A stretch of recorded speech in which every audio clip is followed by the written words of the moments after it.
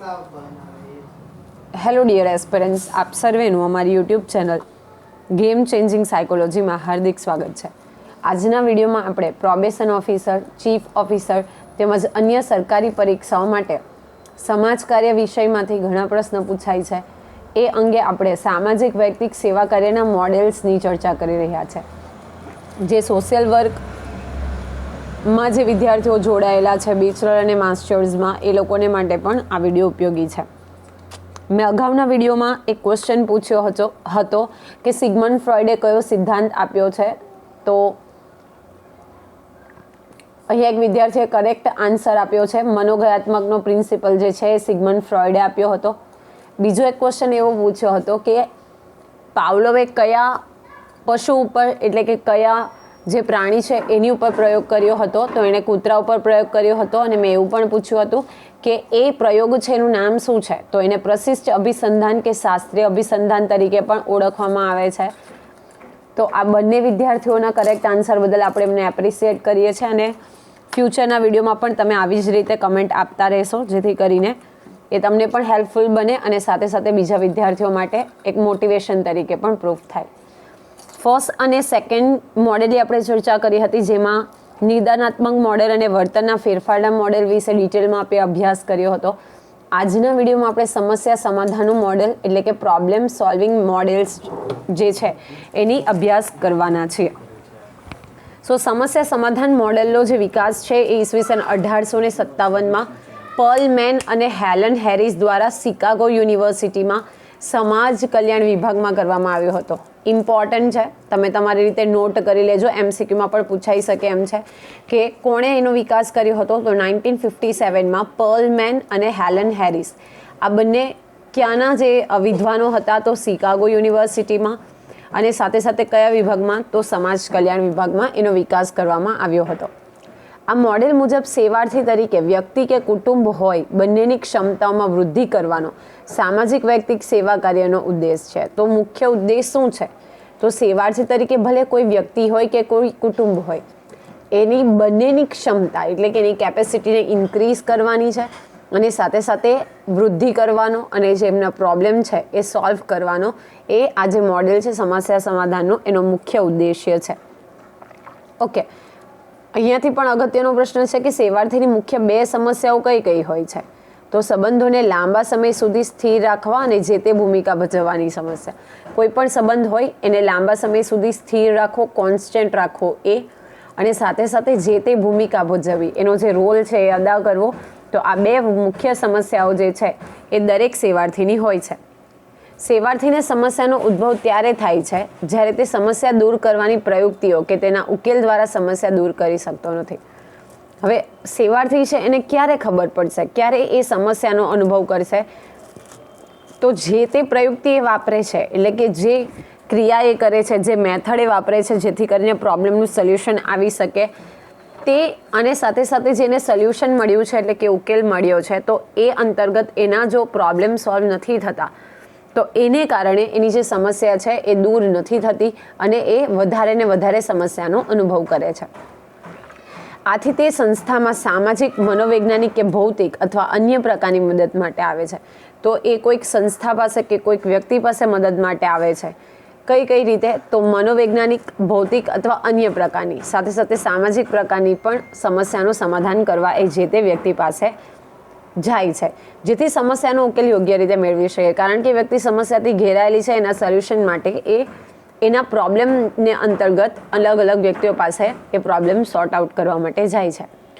સમસ્યાના સમાધાન માટેના કેટલાક સાધનો છે, તેમાં અવરોધ ઊભો થાય ત્યારે વ્યક્તિ સમાયોજન યોગ્ય રીતે મેળવી શકતી નથી. તો આપણે સાધનોની નેક્સ્ટ સ્લાઇડમાં ચર્ચા કરવાના છે. તો આમાં જ્યારે અવરોધ ઊભા થાય, એટલે કે એમાં ઓબ્સ્ટેકલ્સ આવે, ત્યારે વ્યક્તિ યોગ્ય સમાયોજન, એટલે કે એડજસ્ટમેન્ટ કરી શકતી નથી અને જેને કારણે એની સમસ્યા છે ઉદ્ભવ થાય છે. ત્રણ કીવર્ડ છે ઘણા અગત્યના છે. સૌ પ્રથમ છે સંપ્રેરણા. તો અયોગ્ય ઉપાયો દ્વારા સમસ્યાના સંદર્ભમાં કાર્ય કરવું. વોટ ઇઝ સંપ્રેરણા? તમને પૂછાઈ શકે. તો અયોગ્ય ઉપાયો માટે સમસ્યાના સંદર્ભ, જો કોઈ સમસ્યા છે પણ એ અંગેનો જે આપણે ઉપાય અજમાવી રહ્યા છે અયોગ્ય છે, એટલે કે પ્રોપર નથી, તો એને આપણે શું કહીશું? સંપ્રેરણા તરીકે ઓળખીશું. નેક્સ્ટ નંબર 1 ક્ષમતા, કેપેસિટી, કેપેબિલિટી. તો અયોગ્ય ઉપાયો દ્વારા પોતાની ક્ષમતાનો સમસ્યા સમાધાનમાં ઉપયોગ કરવો. ઉપાય જ અયોગ્ય છે, પરંતુ એની પાછળ આપણે શું કરીએ છીએ કે આપણી ક્ષમતા છે, એબિલિટી છે, એનો ઉપયોગ કરીએ છીએ. અને થર્ડ નંબર સમસ્યા સમાધાનની યોગ્ય તક કે પ્રત્યક્ષીકરણની ખામી. જો એને યોગ્ય તક નથી મળતું, પ્રત્યક્ષીકરણમાં ખામી હોય છે, તો જે પ્રોબ્લેમ છે એને સોર્ટ આઉટ કરી શકાતા નથી. આ સાધનો મોડેલના મૂળ કેન્દ્ર છે. તમને પૂછાઈ શકે કે કયા સાધનો જે છે આ પ્રોબ્લેમ સોલ્વિંગ જે મોડેલ છે એના મુખ્ય સાધનો અથવા તો ટૂલ્સ છે, તો તક, ક્ષમતા અને સપ્રેરણા. આ 3 તમારે યાદ રાખવાના છે. આથી કાર્યકર્તા નીચે મુજબની ભૂમિકા ભજવવાનો પ્રયત્ન કરે છે. જે તે કાર્યકર્તા છે જેની પાસે વ્યક્તિ પ્રોબ્લેમ સોર્ટ આઉટ કરવા આવે છે, તો હવે પછી આપણે જે કાર્યો જોઈશું એ અંગેની ભૂમિકા ભજવવાનો તે પ્રયત્ન કરે છે. ફર્સ્ટ નંબર, સેવાર્થીની પ્રેરણામાં પરિવર્તન લાવી કાર્યકર્તા તેને યોગ્ય દિશા સૂચન કરી તેને ભય અને ચિંતા ઓછી કરાવી સેવાર્થીને એવી રીતે સહાય કરે છે જેથી ઓછામાં ઓછા સુરક્ષાત્મક સાધનોનો ઉપયોગ થાય અને સેવાર્થીની આશામાં વૃદ્ધિ થાય અને તે પોતાની શક્તિનો કાર્યકર્તાએ સમસ્યાના સમાધાનમાં દ્રઢતાપૂર્વક ઉપયોગ કરે. કેવી રીતે? તો એક તો એની જે પ્રેરણા છે, મોટિવેશન છે, એમાં આપણે પરિવર્તન લાવવાનું છે. યોગ્ય દિશા સૂચન એટલે કે ગાઈડલાઈન પ્રોવાઈડ કરવાની છે. ચિંતા, સ્ટ્રેસ ઓછો કરાવવાનો છે અને એવી રીતે સહાય કરવામાં આવે જેથી ઓછામાં ઓછા સાધનોનો ઉપયોગ થાય. એની આશા એટલે કે હોપ્સમાં વૃદ્ધિ થાય અને એની શક્તિઓ છે, જે કેપેબિલિટીઝ છે, એ ઇન્ક્રીઝ થાય. તો ધીસ ઇઝ ઇમ્પોર્ટન્ટ. હું તમને ફ્રિકવન્ટલી કહેતી આવી છું કે બેઝિકલી જ્યારે આપણે વાત કરીએ કાર્યકર્તાની, તો એક ફ્રેન્ડ અને ફિલોસોફર તરીકે એ ભૂમિકા ભજવે છે. સેવાર્થીને તેની માનસિક, સાંવેગિક અને ક્રિયાત્મક ક્ષમતાઓનો અહેસાસ કરાવવો જોઈએ. જે કોઈ પણ સેવાર્થી આવે છે, સેવા કરવી એ પછીની વાત છે, પણ એની જે માનસિક એટલે કે મેન્ટલી, સાંવેગિક, જે ઇમોશનલી અને ક્રિયાત્મક ક્ષમતા છે એટલે કે જે ફિઝિકલી કાર્ય કરી શકે છે, તો એની ક્ષમતાઓનો આપણે પ્રથમ તો અહેસાસ કરાવવો જોઈએ કે યુ કેન ડુ ઇટ. જેથી તેનામાં આત્મવિશ્વાસ દ્રઢ બને એટલે કે એનો જે કોન્ફિડન્સ લેવલ છે એ ઇન્ક્રીઝ થાય. એનું પ્રત્યક્ષીકરણ, જ્ઞાન અને નિર્ણય શક્તિ વગેરેનું પણ જ્ઞાન કરાવવું જરૂરી છે. ઓકે, એનું નોલેજ, એની જે કોઈ ડિસિઝન પાવર, ટેકિંગ એબિલિટી છે, તો આ બધી જ વસ્તુઓ આપણે એને ઇન્ફોર્મ કરીએ તો એ પણ ખૂબ અગત્યનું છે. સામાજિક કાર્યકર્તાએ સેવાર્થીની સમસ્યાના સમાધાન માટે જરૂરી સહાયતાના સ્ત્રોતો પૂરા પાડવા જરૂરી છે. જુઓ, સમસ્યાનું સમાધાન કરવા માટે જરૂરી સહાયતાના સ્ત્રોતો જે છે એ પણ પ્રોવાઈડ કરવા જોઈએ જેથી સેવાર્થી પોતાની ભૂમિકા પૂરી કરવામાં મદદ મળે અને પ્રશ્નો કે સમસ્યાઓનું સમાધાન મળી રહે. જો આપણે યોગ્ય સહાયતાના સ્ત્રોતોની ઉપલબ્ધિ કરાવીએ તો એ શું કરશે? સેવાર્થી જે છે એની પોતાની ભૂમિકા એટલે કે પ્રોબ્લેમ પણ સોર્ટ આઉટ થઈ જશે અને એની સમસ્યા છે એનું સમાધાન પણ એને મળી જશે. સાથે સાથે જે રિક્વાયરમેન્ટના સોર્સિસ છે એ પણ અવેલેબલ થઈ જશે. અગેન ઇમ્પોર્ટન્ટ છે કે સમસ્યા એટલે કે પ્રશ્નોનું સમાધાન કરવાનું જે મોડેલ છે એ કઈ બાબતોને મહત્વપૂર્ણ માને છે. તો again this 4 points are very important. Number 1, સમસ્યા અંગેનું જ્ઞાન સેવાર્થીને હોવું જોઈએ. See this is important. કોઈ પણ સેવાર્થી એટલે કે જે પ્રોબ્લેમમાં ફસાયેલ વ્યક્તિ છે એ કાર્યકર્તા પાસે જાય તો એની સમસ્યા શું છે, શું એને પ્રોબ્લેમ છે, તો એ અંગેનું એને જ્ઞાન હોવું જોઈએ. ધીસ ઇઝ કોમન લોજિક કે જો પ્રશ્ન ખબર ન હોય તો એનું સોલ્યુશન કેવી રીતે લાવી શકાય. કોઈ સમસ્યા જ નથી તો એનું સમાધાન કરવું શક્ય જ નથી. એટલે સમસ્યા અંગેનું જ્ઞાન જે છે એ સેવાર્થીને હોવું જોઈએ. નેક્સ્ટ નંબર 2 ઇઝ સમસ્યા અંગેનું સેવાર્થી પાસે વ્યક્તિગત અનુભવોનું જ્ઞાન જરૂરી છે. ઓકે, એની પાસે જે વ્યક્તિગત અનુભવો છે એટલે કે એને જે પર્સનલ એક્સપિરિયન્સીસ થયા છે તો એનું પણ એને જ્ઞાન હોવું જરૂરી છે. નેક્સ્ટ, વ્યક્તિના જીવન ઉપર તેની અસર હોવી જોઈએ. સી અગેન ઇટ્સ ઇમ્પોર્ટન્ટ કે કોઈ પ્રોબ્લેમ છે તો એ જે તે વ્યક્તિના જીવન ઉપર એની અસર હોવી જોઈએ, ન કે બાજુવાળાના પ્રોબ્લેમ્સ હોય અને એનું આપણે સમાધાન કરવા જોઈએ. તો જે કોઈ પ્રોબ્લેમ છે તો એના જે તે વ્યક્તિના જીવન ઉપર એની અસર હોવી જોઈએ. વ્યક્તિ બીમાર છે તો એ વ્યક્તિની એના જીવન ઉપર કેવી રીતે અસર થાય છે તો એ મહત્ત્વનું છે. ઓકે, એની સમસ્યા છે કે કોઈક ફિઝિકલ પ્રોબ્લેમ છે તો શું ફિઝિકલ પ્રોબ્લેમ છે. ઓકે, સાથે સાથે આવું થાય તો એના બાબતે જે બેઝિક નોલેજ હોવું જોઈએ તો એનું પણ જ્ઞાન હોવું જરૂરી છે. એન્ડ નંબર 4 વિલ બી સમસ્યા સમાધાન સાધનોનું જ્ઞાન અને અન્ય વિકલ્પોની માહિતી સેવાર્થી પાસે હોવી જોઈએ. માનો કે ફીવર આવે છે, તાવ આવે છે, તો એની પાસે એના જે અન્ય વિકલ્પો કે ક્યાં તો એ વાયરલ હોઈ શકે, મેલેરિયા, ડેન્ગ્યુ, વોટ એવર, તો અધર વિકલ્પ. તો પહેલાં ડૉક્ટર પાસે જઈશું, નહીં સારું થાય તો રિપોર્ટ્સ કરાવશું, still you are not getting any benefit from it, યા તો તમે ક્યોર નથી થઈ શકતા તો હોસ્પિટલમાં એડમિટ થવું પડે, તો એ કરી શકાય.